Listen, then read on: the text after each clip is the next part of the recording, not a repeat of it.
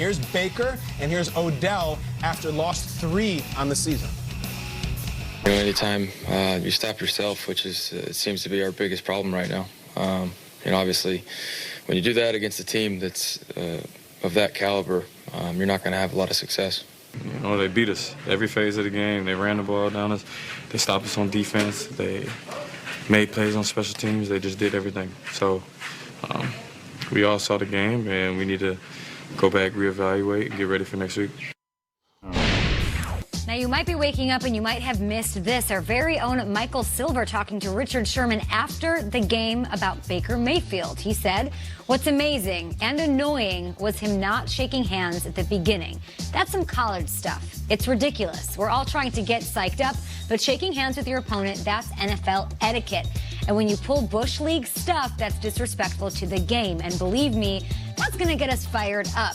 He went on to say he hasn't earned anything in this league. How many games has he won? He's acting like he was the MVP last year. If Patrick Mahomes did that, it would be one thing, but he would never do that because he has too much respect for the game. And when you see a guy who doesn't, you humble him every chance you get because eventually he will have respect for the league or he'll be out of it. Nate. Yes. Nobody can speak to this at this table better than you about the etiquette, the respect for the game, and how this affects opposing players. Yeah, Baker Mayfield has done things a certain way since he's started playing football. This dates back to high school, college, and now the pros. I understand that we don't want Baker Mayfield to change. And you can't tell a guy to do a certain thing that he is typically doing before every game because it gets him hyped. Mm-hmm. But there is a certain sense of etiquette that every player has, and it's more of a level of respect that I have for the other guy. Even if I went to a game that was division rivalry up against a guy that I didn't like, who I had bad blood with, if we wanted to approach each other before the game and one of us extended our arm, you'd have to shake that hand. And if the other person doesn't? Then you're going to look at that individual, and that small target that they have on the back becomes so much larger. And that's what Richard Sherman is saying. He's saying, we all know what type of dude Baker Mayfield is, but when he continues to do things like this, that target that we already have on his back, it becomes larger, and more people want to aim at it. What I do know about Baker is, you know, he's doing these commercials now for an insurance company, right? And it's this is my house, I must protect it, right? And the house of the Cleveland Browns is now Baker Mayfield's. And it's funny because last year, he was the insurance policy to Tyrod Taylor.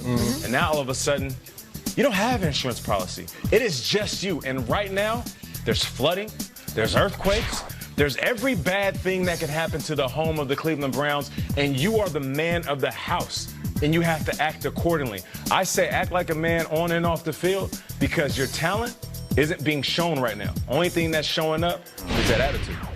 A lot of criticism of Baker. I find it fascinating that comes from Richard Sherman. He's one of my favorite players in the league. Very smart, very wise. I like everything about him. He's still a great player. I don't think he has a great memory.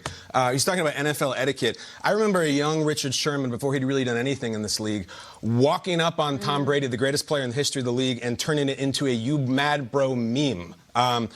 Baker Mayfield's in commercials. How many commercials has Richard Sherman been in for pistachios, and he's feeding beef jerky to Stephen A. Smith in somebody's stomach? Why? Because on national television, he decided to take his moment and trash another player directly after the game and say he was sorry. Listen, he's not getting those endorsements because he's a really good defensive back for the Seahawks. He's getting it because he took shots, because he believed in himself, because he said, screw the etiquette.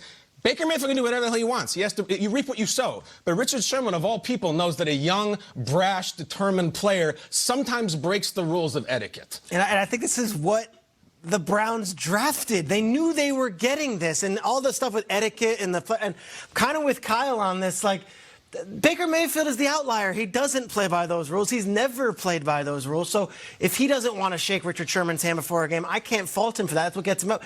On the flip side of it, though, when you get players extra hype because of it, and they're planting flags and they're trying to hit you. Better be good. You better be good. Yeah. And Baker Mayfield hasn't been very good. And I'll tell you what, 8 for 22 or 100 yards in an NFL game. Yikes. I don't know if Russell Wilson's ever had that game. I don't know if Jimmy Garoppolo's ever had that kind of game. You need to back it up because now there's a target on your back. And that includes calling out all the different players, whether you were quoted wrong or not. Daniel Jones, that thing, that resonated around the league. Like, don't talk about another player. And finally, When the NFL flies you to Boston to film the NFL 100 commercial with Tom Brady as if you're the guy taking the torch and you're the next face of the league, that stuff resonates. You want to wear that bad boy, I'm the underdog, Colin Cowherd, bring it, all these things, Skip Bayless, bring it. You need to also realize that players around the league are going to out to get you and bring you down, and that might elevate their game.